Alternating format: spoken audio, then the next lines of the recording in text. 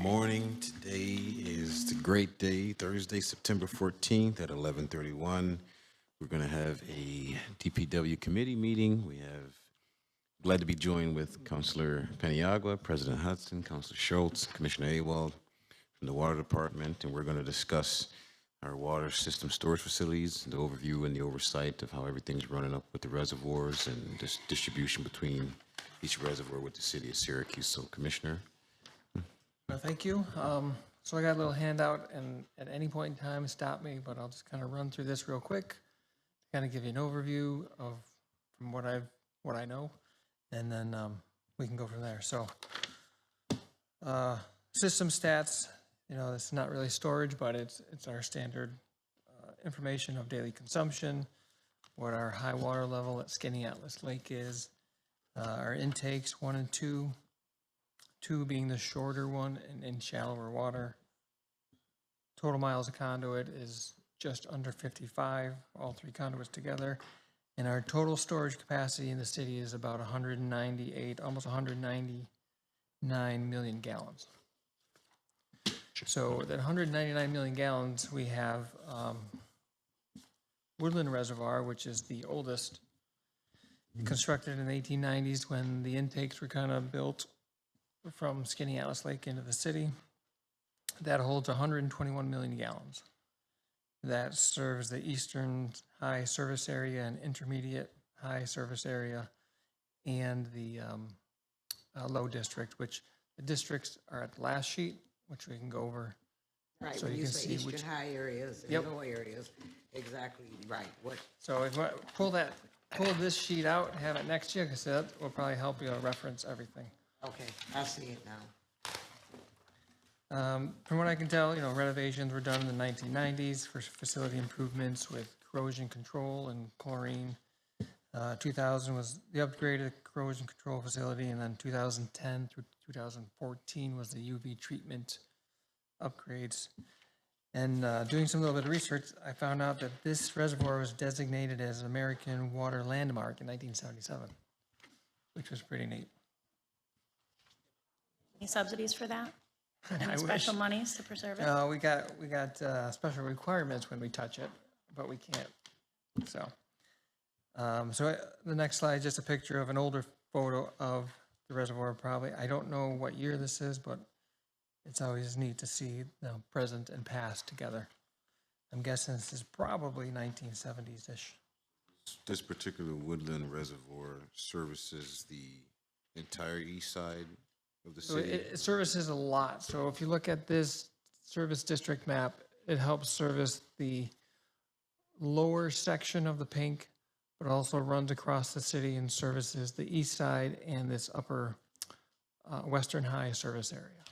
So Woodland's kind of like the workhorse of the storage facilities. So Woodland and Westcott are our 2 main storage facilities, because Westcott, so on Woodland, you see this on this photo, see this little standpipe here? That's Woodland standpipe, constructed in like 1910. It's about 1.25 million gallons, and that helps service the western high service area. So that would be that yellowish around Woodland Reservoir, helps service with fire flow capacity for that district. Fire flow? So if there's a high demand because a fire is going on, this tank will help fill that district to supply enough water. So is this drinking water or not Yes. drinking water? All drinking water. So does this come from Skinny Atlas Yes. Lake and it fills the reservoir? Well, yeah, so Skinny Atlas Lake then fills this tank. We also have pumps that'll help fill that tank as well. Also rain gets in there and all that Nope. other stuff? No. No, all the water comes from Skinny Atlas, is contained, then goes into the reservoirs. At Woodland Reservoir, it gets chlorinated and orthophosphate, which is our lead protection. And it goes through the UV. So we can't disperse any water into the distribution system unless it's been treated by chlorine, orthophosphate, fluoride, and UV treatment. So since this is a contained standpipe with a cover, no rainwater gets in. Can I ask you a question? Because I know you're going through the slides, but I just have Yep, some curious sure. questions. Did you bring a dollar amount of what we've produced and put into these reservoirs? Because I know the standpipe, we put quite a bit of money into that one. And I know Morningside, we put quite a bit of money into that one. So I would like to know what we've put into these reservoirs. Over their lifetime. That's going to take a little bit of research as we've been organizing our server. We've been finding the projects and all that Okay, but stuff. so since you've been here, how much money have we put into the reservoirs? The reservoir that we've worked on the most has been Morningside. Right. And that's the one that's been called a problem child. See, that's my concern is Morningside, because I know that previous to this administration, we've dumped millions of dollars into Morningside. And I mean, you can correct me if I'm wrong, but from everything I'm getting, Morningside is 3 tanks, right? 3 tanks, yes. And I'm hearing that there's only 1 tank running. Currently, there's 1 tank running, yes. And from what I understand, that 1 tank has been running for quite a while off of the pumps. And everything I'm hearing is if those pumps burn out, we're gonna have problems up on that east side. So the pumps fill Stewart Standpipe, which is in Thornton. We put a lot of money into that one too. Yeah, that one had a roof redone in 2012. We got to do our 5-year routine inspection on that coming up here soon. We did it in 2016, 17. So the next time we're going to do it is this year. We're just trying to figure out how to get it down without impacting distribution too much. So before you answer the question for me, right, with all the what are they, reservoirs, right? Which ones are at capacity? Which ones are running on the tanks that they have available on all tanks? All of them except Morningside. And why is Morningside? So we did the center roof at Morningside 2019, 2020. Once we got the roof completed, we did some additional site improvements. So the original configuration was you could not operate any of the 3 tanks individually. You could only operate the north tank by itself. The center and south tank had to be operated in series. You couldn't take one offline. So to take the south tank offline, you had to kill the center tank. So we got 2 offline right now. Yeah, so we got the center and the south offline. With part of this dome project that we had to replace, we added the additional piping and valving configurations. Then we could manipulate any of the 3 tanks to take one of them offline instead of doing 2 at a time. So when do we manipulate them to put all 3 of them back online? So once we had the dome done, we turned everything on. We started seeing leaking coming out of the hillside of that reservoir. So it's like, all right. Which is the tank that is actually working? Which of the 3?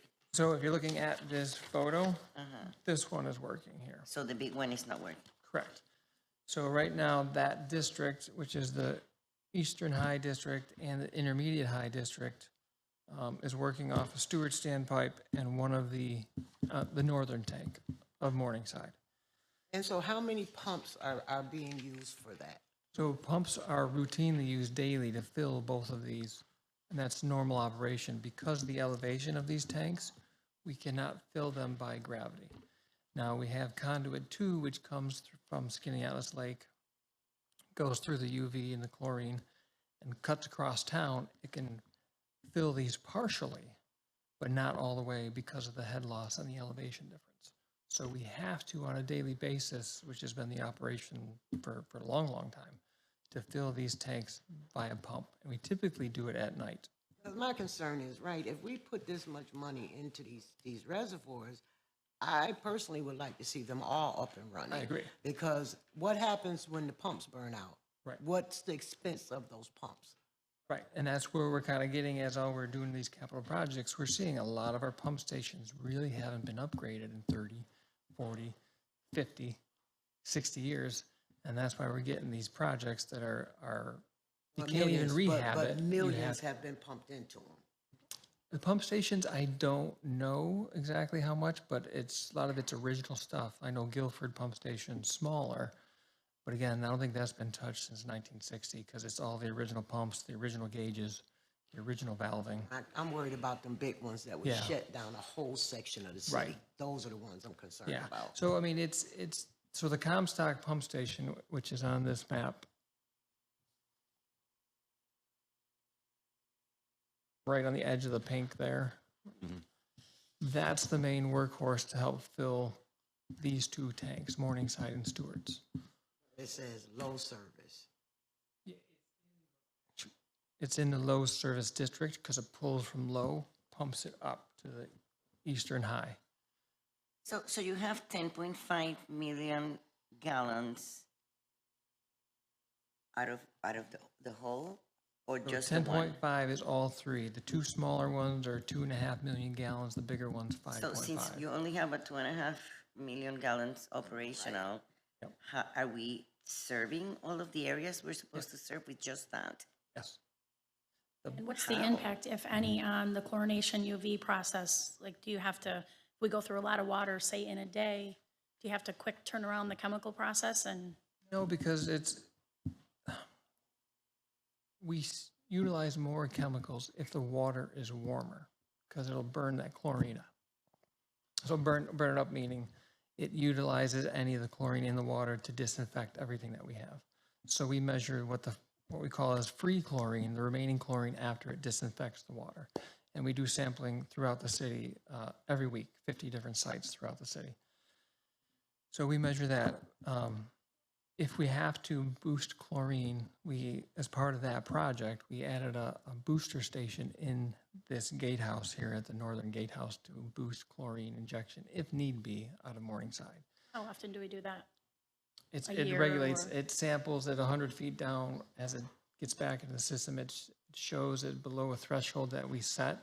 It'll start boosting it. So as it's coming out of the reservoir, it'll get boosted before it gets back into the distribution system. So we have three, we're using one. What's the optimal? We want to get all three up and operational because this gives us a lot of storage and capacity for if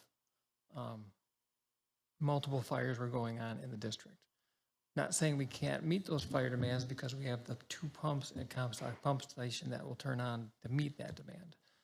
So if we were to have an emergency right now, can we actually handle it? Yes.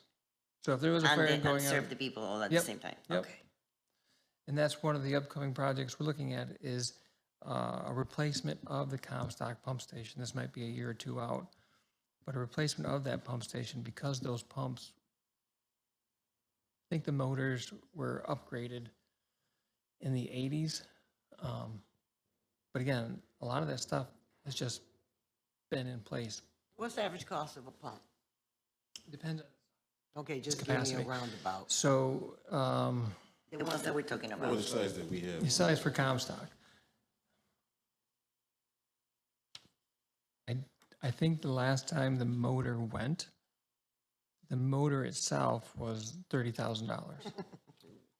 Yeah, because these are big pumps. They pump 3,500 gallons a minute. And these other smaller pump stations are around 200 to 500. So the difference is huge. Yeah, but you're still talking, if you just for argument's sake, you're talking close to probably $80,000-$90,000 if we lose those pumps. Right. That's our goal, is to rehab that station. New and upgraded SCADA control and instrumentation, so we know if something's going wrong. We can test or sample the pressure, the flow rate. We could even put in their temperature samples, chlorine residual, all that stuff.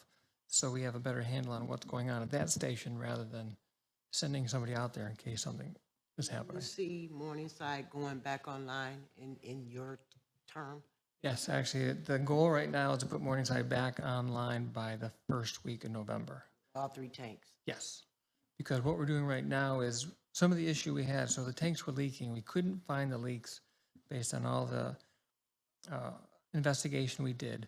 We had ground penetrating radar out there to go look at the tank floors to see if there's any voids underneath the tanks. Couldn't find any. We went around the reservoir to see if there's any voids. Couldn't find anything. So based on the results that we did get, the only leaking we could identify was in the pipes that flow in underneath each of these tanks. Because the way they built these tanks is all the piping is underneath. They didn't put it out in the roadway. Why? I don't But know. if those other two were offline, why was there a leak? That's what we're thinking, is that since the pipes go underneath, that was the low point. And when they were drained for doing this work, they sat a winter.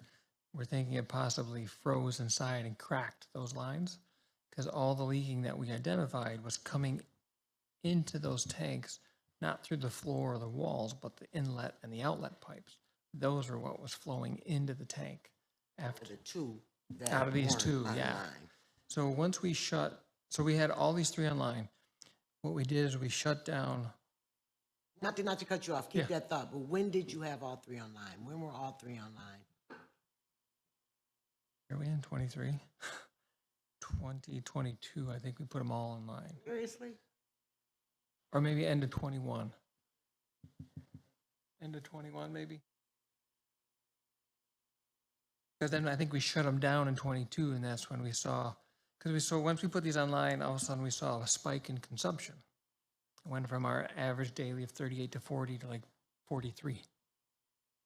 And it's like, why is it so high? Like, we thought, well, it's a cold winter, maybe people take a lot of showers, I don't know.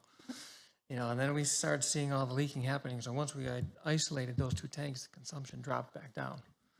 That's why Have we any knew kind of that like was water leaking. alarm system hooked up to So- these pipes? Well, so that's one of the other improvements as we're doing, because we're actually going into the tanks and lining the underground pipes to seal them so nothing can leak out or in. And we're adding an additional outlet because the center tank outlets underneath the center tank and underneath the north tank. And that's a long run. We didn't want to disturb the base of the north tank, so we're actually going to cap off that outlet of the center tank and put a new outlet into our new main we run along the roadway. That way we can utilize all three tanks. Just replaced in